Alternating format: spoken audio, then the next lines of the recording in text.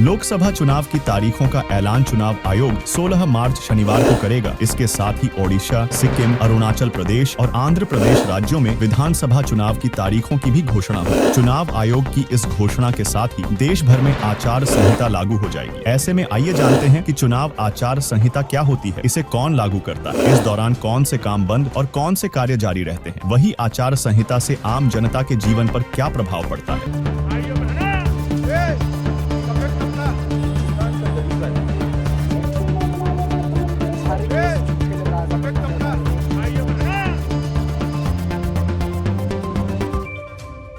चुनाव आयोग ने देश में स्वतंत्र और निष्पक्ष चुनाव कराने के लिए कुछ नियम बनाए हैं। आयोग के इन्हीं नियमों को आचार संहिता कहते हैं। लोकसभा और विधानसभा चुनाव के दौरान इन नियमों का पालन करना सरकार, नेता और राजनीतिक दलों के लिए जरूरी होता है। इलेक्शन कमीशन भारत के संविधान के अनुच्छेद 324 के अधीन संसद और राज्य विधान मंडलों के लिए स्वतंत्र, निष्पक्ष और शांतिपूर्ण निर्वाचनों के आयोजन के लिए अपने संवैधानिक कर्तव्यों के निर्वहन में केंद्र और राज्यों में सत्तारूढ़ दलों और चुनाव लड़ने वाले प्रत्याशियों से इसका पालन सुनिश्चित करता है। यह भी सुनिश्चित किया जाता है कि निर्वाचन के प्रयोजनार्थ अधिकारी तंत्र का दुरुपयोग न हो। आचार संहिता लागू होते ही सरकारी कर्मचारी चुनाव प्रक्रिया पूरी होने तक निर्वाचन आयोग के कर्मचारी बन जाते हैं। आचार संहिता सभी राजनीतिक दलों की सहमति से लागू एक सिस्टम है। अब आइए जानते हैं कि आचार संहिता कब तक प्रभावी रहती है। आपको बता दें, चुनाव आयोग जब चुनाव की तारीखों की घोषणा करता है, उसी के साथ ही आचार संहिता लागू हो जाती है। इस बार आचार संहिता 16 मार्च से लागू हो जाएगी, क्योंकि चुनाव आयोग शनिवार को चुनाव की तारीखों का ऐलान करेगा। आचार संहिता निर्वाचन प्रक्रिया पूरी होने तक लागू रहती है, या दूसरे शब्दों में कहें तो आचार संहिता चुनावी परिणाम आने तक लागू रहती है। चुनाव प्रक्रिया पूरी होते ही आचार संहिता समाप्त हो जाती है। अब आइए जानते हैं कि आम आदमी पर इसका क्या प्रभाव होता है। आपको बता दें, कोई आम आदमी भी इन नियमों का उल्लंघन करता है तो उस पर भी आचार संहिता के तहत कार्रवाई की जाएगी। इसका मतलब ये है कि यदि आप अपने किसी नेता के प्रचार में लगे हैं, तब भी आपको इन नियमों को लेकर जागरूक रहना होगा। कोई राजनेता आपको इन नियमों के इतर काम करने के लिए कहता है तो आप उसे आचार संहिता के बारे में बताकर ऐसा करने से मना कर सकते हैं, क्योंकि ऐसा करते पाए जाने पर तत्काल कार्रवाई होती है। उल्लंघन करने पर आपको हिरासत में भी लिया जा सकता है। वही सबसे दिलचस्प बात यह है कि सरकार किसी सरकारी अधिकारी और कर्मचारी की ट्रांसफर पोस्टिंग नहीं कर सकती। दरअसल आचार संहिता लागू होने के बाद किसी भी सरकारी अधिकारी कर्मचारी की ट्रांसफर पोस्टिंग सरकार नहीं कर सकती है। ट्रांसफर कराना बहुत जरूरी हो गया हो, तब भी सरकार बिना चुनाव आयोग की सहमति के ये निर्णय नहीं ले सकती है। इस दौरान राज्य के मुख्य चुनाव आयुक्त जरूरत के हिसाब से अधिकारियों की ट्रांसफर पोस्टिंग कर सकते हैं। वही आपको बता दे, पार्टी की जुलूस या रैली निकालने के लिए प्रत्याशी को चुनाव आयोग से परमिशन लेनी होती है। इसकी जानकारी प्रत्याशी को पास के थाने में भी देनी होती है। जनसभा और स्थान की जानकारी पुलिस अधिकारियों की देनी होती है। वहीं पर चुनाव आचार संहिता लागू होने के बाद कई नियम भी लागू हो जाते हैं। इन नियमों का उल्लंघन कोई भी राजनेता या राजनीतिक दल नहीं कर सकता है। इसके अतिरिक्त यह भी सुनिश्चित किया जाता है कि निर्वाचन के दौरान अपराध, कदाचार और भ्रष्ट आचरण, रिश्वतखोरी और मतदाताओं को प्रलोभन, मतदाताओं को धमकाना और भयभीत करने जैसी गतिविधियों को रोका जा सके। इनके उल्लंघन के मामले में उचित कार्रवाई की जाती है। अगर कोई शख्स या राजनीतिक दल नियमों का पालन नहीं करता है तो चुनाव आयोग उसके खिलाफ एक्शन ले सकता है। प्रत्याशी को चुनाव लड़ने से रोका भी जा सकता है। साथ ही उसके खिलाफ FIR दर्ज भी की जा सकती है। दोष सिद्ध होने पर प्रत्याशी को सलाखों के पीछे भी जाना पड़ सकता है। अब यह भी जान लीजिए कि आचार संहिता की शुरुआत कब हुई थी। दरअसल आदर्श आचार संहिता की शुरुआत सबसे पहले 1960 में केरल विधानसभा चुनाव में हुई थी, जिसमें बताया गया कि उम्मीदवार क्या कर सकता है और क्या नहीं। चुनाव आयोग ने 1962 के लोकसभा चुनाव में पहली बार इसके बारे में सभी राजनीतिक दलों को अवगत कराया था। 1967 के लोकसभा और विधानसभा चुनावों से आचार संहिता की व्यवस्था लागू हुई। तब से अब तक नियमित इसका पालन हो रहा है। हालांकि समय समय पर इसके दिशा निर्देशों में बदलाव होता रहा है। बाकी आपका इस खबर को लेकर का विचार है, हमें कमेंट में बताएं और वार्ता 24 न्यूज चैनल को सब्सक्राइब करें।